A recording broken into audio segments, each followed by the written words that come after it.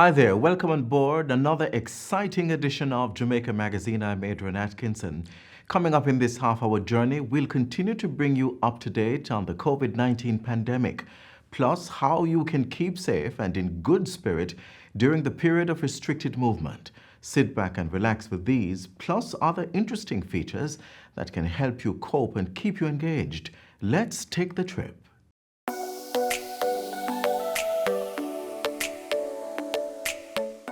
To properly carry out a hand rub, apply a palmful of the product in your cupped hand, covering all surfaces. Rub your hands palm to palm. Rub your right palm over the back of your left hand with interlaced fingers and vice versa. Rub your hands palm to palm with fingers interlaced.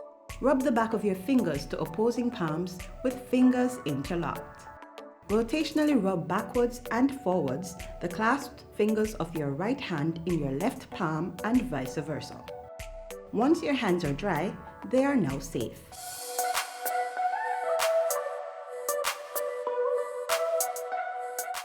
Staying at home is a key measure established by governments around the world to slow the spread of COVID-19.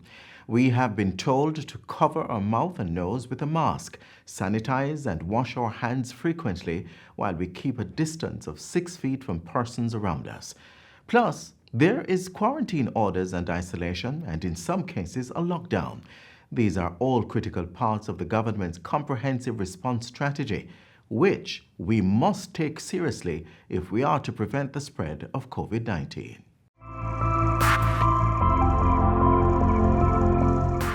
That we're moving into another phase of the COVID-19 pandemic in Jamaica.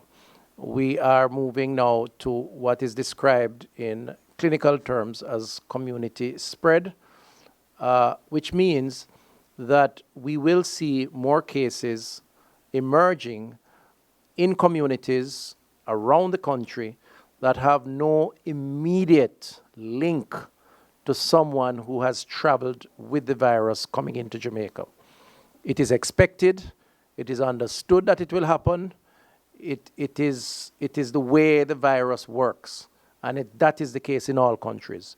So when you hear us say we have cases under investigation, which sometimes we put in the releases, it means that some cases don't have an immediate and obvious connection with an original person who traveled in. Remember, all cases are brought in, are imported, but after a while, it becomes very difficult to determine when it came in and who brought it in. That would lead to someone having it.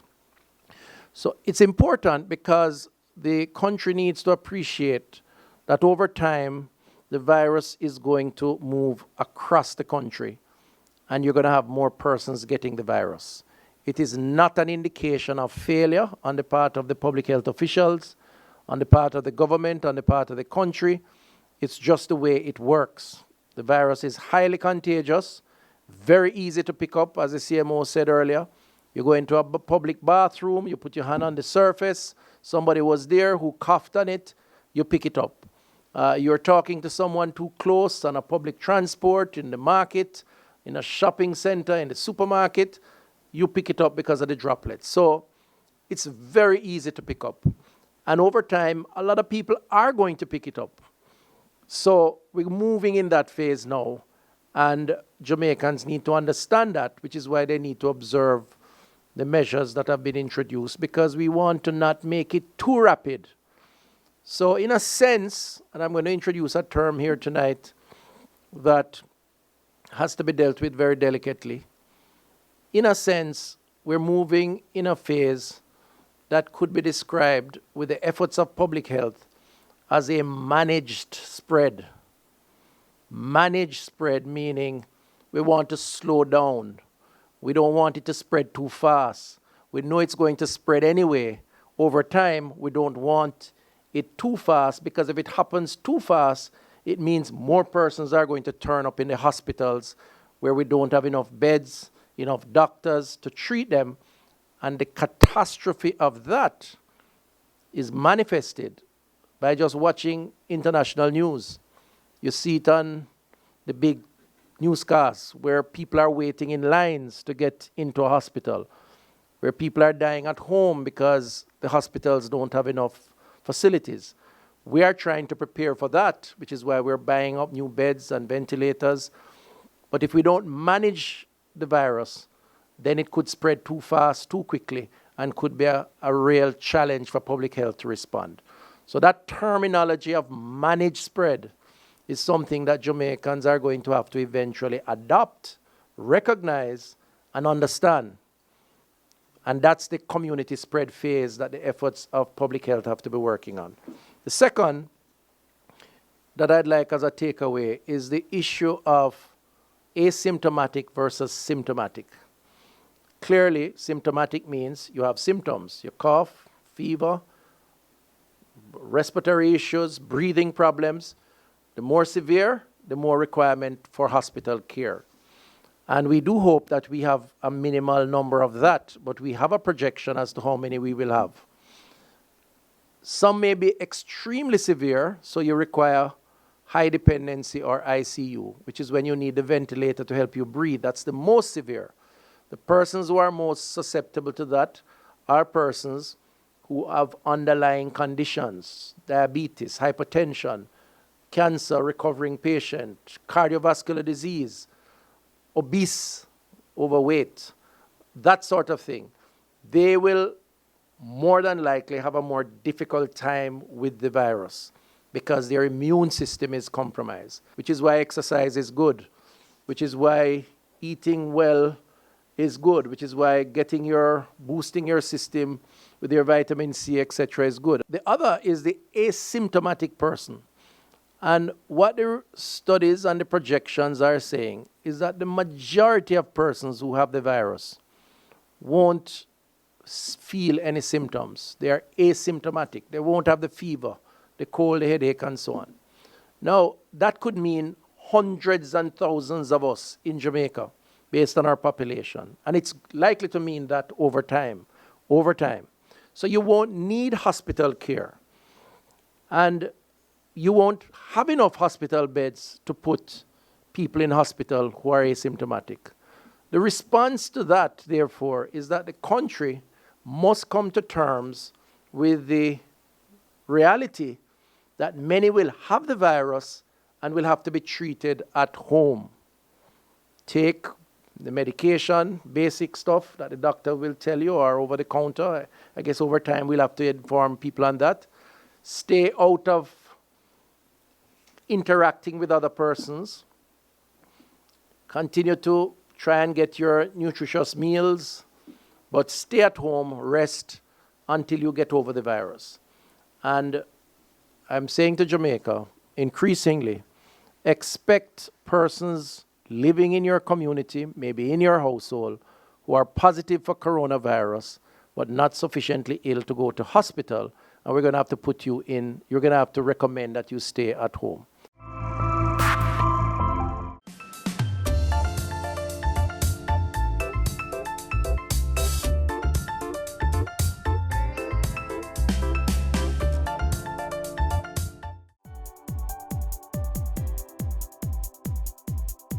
Jamaica continues to chart new frontiers for tackling the challenges brought about by COVID-19. On Tuesday, April 12, the Ministry of Health and Wellness commissioned a new state-of-the-art cobas machine at the National Public Health Laboratory, which increases the country's testing capacity in light of the global pandemic. The new machine allows for over 1,000 samples to be tested daily in double 8-hour shifts. That's a very welcome addition to what we have already in place.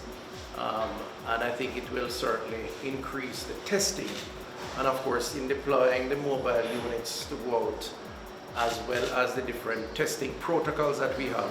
What we have effectively done is created the capacity to collect more samples nationally, whether it is through contact tracing or whether it is through our sentinel sites, meaning persons just turning up at the hospitals or the health centers. We are in a situation now where we can do significantly more testing, and that's a very positive development. Previously, most of the country's testing was concentrated at the National Influenza Center at the University Hospital of the West Indies. The health minister thanked the team, who he said are well trained and ready to champion the cause on behalf of the Jamaican people. Chief Medical Officer Dr. Jacqueline Bisesa Mackenzie said that sampling capacity out in the field has been boosted. We have been getting the samples coming in from the health centers, from the different hospitals of all persons who have any kind of respiratory illnesses. And we have also started using the mobile team that is helping the health departments in getting the sampling done, and this is going to be particularly useful when we have any kind of outbreaks in communities and we need to do the contact tracing and we have to do the testing at the same time. As the fight against COVID-19 steps up, with corporate Jamaica playing a role, the Southern Regional Health Authority was gifted 10 mobile vital sign machines on Wednesday, April 22, valued at more than $1.8 million from BMR Jamaica Wind. The new machines monitor the vital signs of a patient, including their blood pressure, pulse, and temperature, which allows doctors and nurses to monitor and deliver treatment in a more timely and focused manner. The Southern Regional Health Authority administrates public health care in the parishes of Clarendon, St. Elizabeth, and Manchester. COVID-19 has brought about a new normal for many of us, and for persons in the tourism and hospitality sector, it's no different. Online training has increased in light of the social distancing requirement implemented to prevent the virus from spreading. The Ministry of Tourism, through its training arm, the Jamaica Center for Tourism Innovation, JCTI, is offering tourism workers free online courses. The ministry is partnering with Heart NSTA Trust, Universal Service Fund USF, University of the West Indies UWI, National Restaurant Association NRA, and the American Hotel and Lodging Educational Institute AHLEI. All courses will include certification examinations. Successful candidates will receive certificates from NRA, AHLEI, or Heart NSTA Trust as required. To register, persons can go online at www.tef.gov.jm/Jamaica-Center-of-Tourism-Innovation or call the JCTI at 876-920-4926. While these are trying times, we must remember that there is life after COVID-19 and the tourism sector will rebound. While we don't know the time or the hour, we have to be prepared to jump back in as if it never stopped. I want you, our tourism workers, to be better prepared. And we want you to recognize that leaving this period of this pandemic must not leave you as you were before, but indeed much better off. There is no better time, therefore, than now to retool and upskill. It is a smart investment to stay resilient, which will pay handsome dividends when the tourism sector returns to normal. It's important to keep a good frame of mind and avoid being overwhelmed by the fear factors surrounding COVID-19. And as you try to process all the information floating around, we hope you'll find this next feature useful.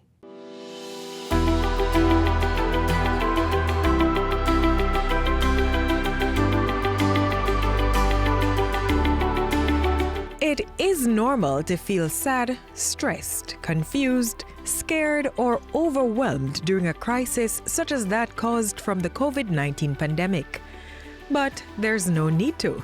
For one, we must first inform ourselves about this disease through reliable sources to determine our risk and precautions to take. This can go a far way in calming our fears and ensuring our safety.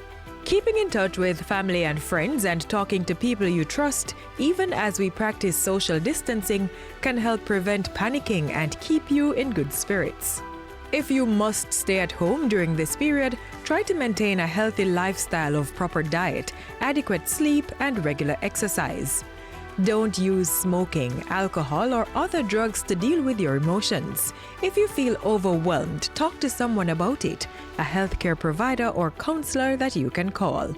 Ensure that you're fully engaged in something constructive to occupy your time. An arrangement with your employer to work from home where possible is good in helping to keep up normal daily routines.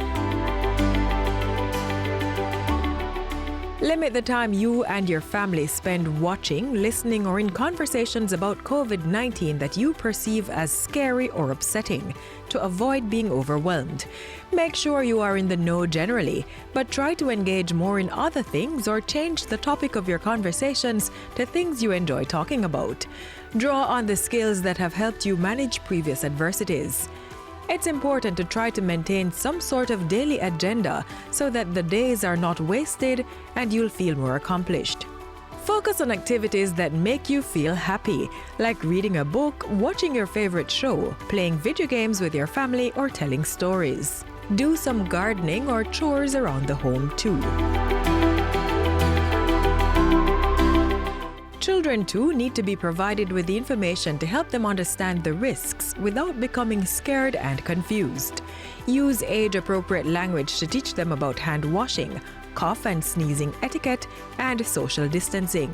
It's also important to reassure them about what could happen if they start feeling sick and may have to go to the hospital so doctors can help them feel better.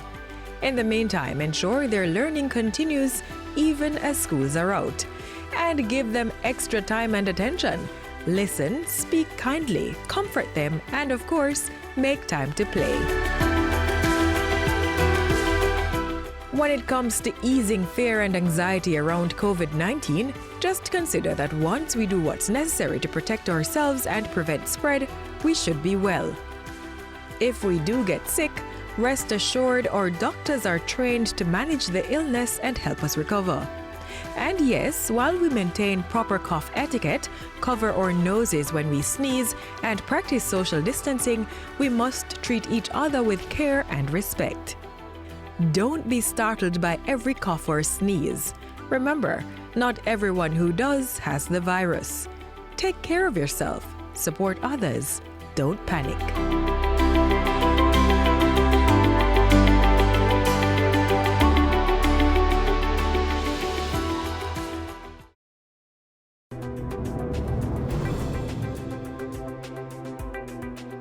We really need to cut the hate and work together as a country, as communities to overcome.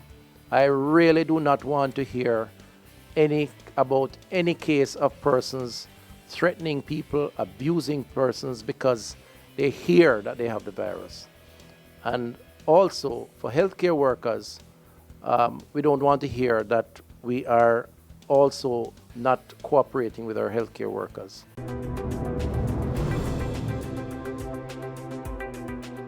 The entire family is spending more time at home as a precaution against COVID-19. But within the home, we all need to pay special attention to maintain safety against possible hazards, such as a fire. Let's look at how we can ensure our homes are fireproof.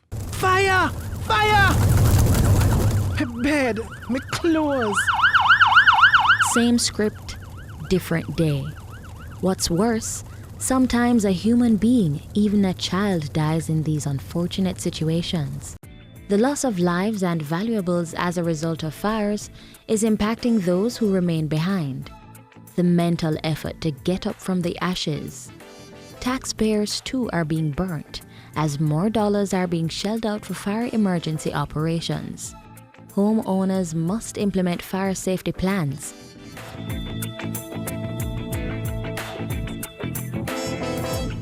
It's important for us to fireproof our homes because we have our families and we normally have strict guidelines as to how you operate within the home, or you store your chemicals as it relates to your kitchen, how you manage your heat sources, how you handle your plugs. So the safety measures that you take as it relates to the protection of your children. Here are a few situations you must avoid to prevent losing your home to fire.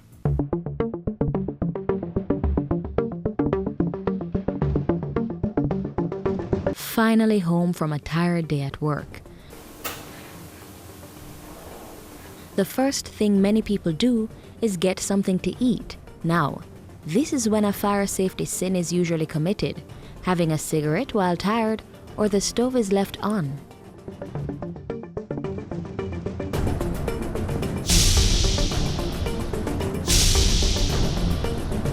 What else at home are you not doing safely? Like this, using a computer or mobile phone on the bed. So they should not be used on flammable surfaces such as beds or sofas. Leaving your cell phones on your bed can trigger the ignition temperatures of that spread or sheet and can actually cause a flame. So we encourage you not to leave your cell phones unattended. It's an active source of heat, and worse when it is charging. It has caused many house fires based on our statistics.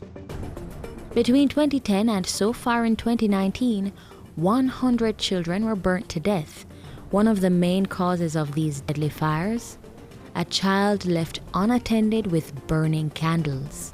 Based on investigation from fires, we find that most of the times it's because we leave our children unattended, right? So we leave them with the matches, we leave them with the candles, we leave them with the lighters, and we leave them with maybe a laptop or an iPod, something to keep their attention, but they are fascinated by flame.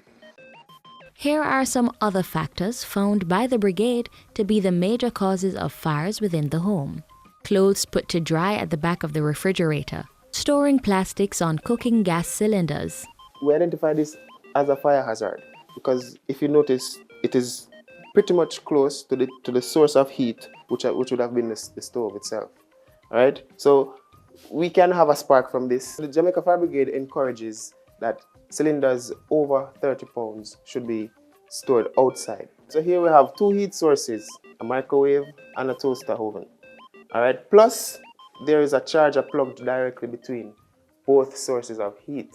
What we encourage is that there should be sufficient space to allow for air to pass through. In the bathrooms, the heat sources, for example, your blow dryer, you leave those on running while you do other stuff, while you wash your face, something. But leaving them near your towels and your other materials that can burn, your clothes, that can spark flames.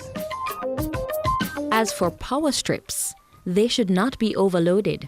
So we also encourage that if you're using extension cords, do not run them behind furniture, do not run them under the carpet, because the constant pressure on the cords themselves will cause breakage. Again, if it is near a combustible material, it can cause a fire. It is crucial that these fire safety measures are adhered to. Every home should have a fire safety plan that is known by each member of the household. Lastly, but very important, keep the numbers of the nearest fire station saved in your telephone contacts. The general public can make a request for us to come inside the homes, check where you should have a smoke detector, check where an extinguisher should be, because you should have these in your homes as well.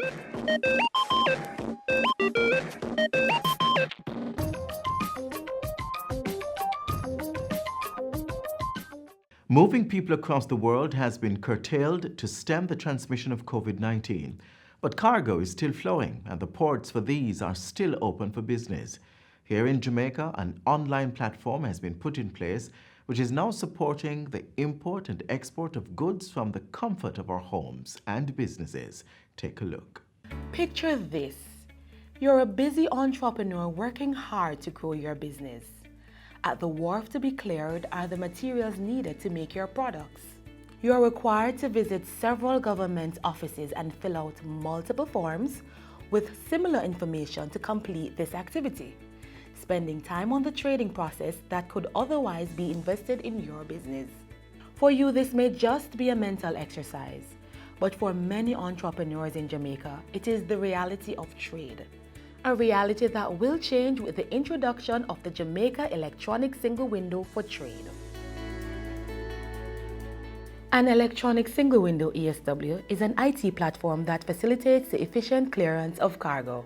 An electronic single window is expected to bring simplification, harmonization, and facilitation on international trade transactions under a robust electronic environment.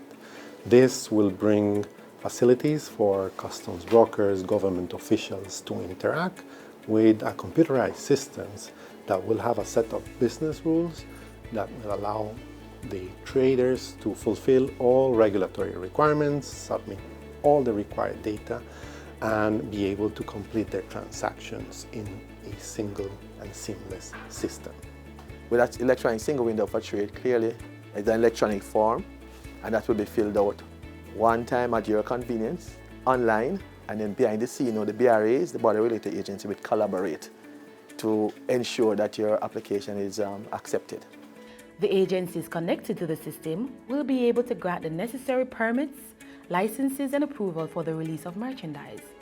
When approval is given, the trader receives a notification and can then proceed to collect or send off goods.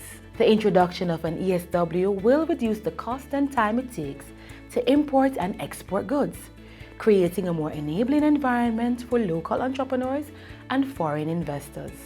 Where we can develop and implement a system where all the transactions can take place through a particular port or point or window in this instance, it makes doing business easier. By extension, therefore, it is expected that the interest in conducting business will be improved, will be increased, and investors will see Jamaica as an even more attractive investor destination. On the other side, it also will aid in the collection of revenue, where we can have a greater throughput of trade and of activity, which by extension generates even much more in terms of the economy. Implementation of the ESW began in August 2018, and the timeline for completion is 36 months. Over 20 border and regulatory government agencies will connect to the platform. The entity responsible for collecting revenue from trade, the Jamaica Customs Agency, is the lead implementing agency. The electronic single window system will be fully integrated, of course, with the Ascuda World system. They're both built on the Ascuda World platform. That information will be passed seamlessly from the electronic single window into the customs management system. And that, of course, reduces time and complexity, having a single point of contact and simplification of information. So that transparent environment, having that electronic track and trace, and of course, ensuring that persons are carrying out their functions within the agreed time frame. The ESW is projected to reduce the number of entities a trader comes in contact with from as much as 5 to 1. In the future, this is how a trader could be making arrangements for the clearance of goods. The Jamaica Electronic Single Window, facilitating efficiency in trade, contributing to a robust business environment, a part of the framework for making it easier to do business with Jamaica.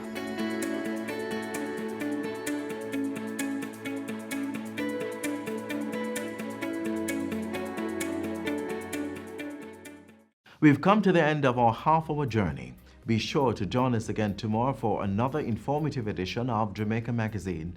Until then, continue to watch these and other programs by logging on to our website, gis.gov.jm, or subscribing to our YouTube channel. You may also find us on all the major social media platforms and through our mobile app that's Android and iOS compatible. On behalf of the entire production team here at the GIS, I'm Adrian Atkinson, urging you to practice proper hygiene and social distancing so we can all get to the end of this COVID-19 pandemic in good health. Do take care.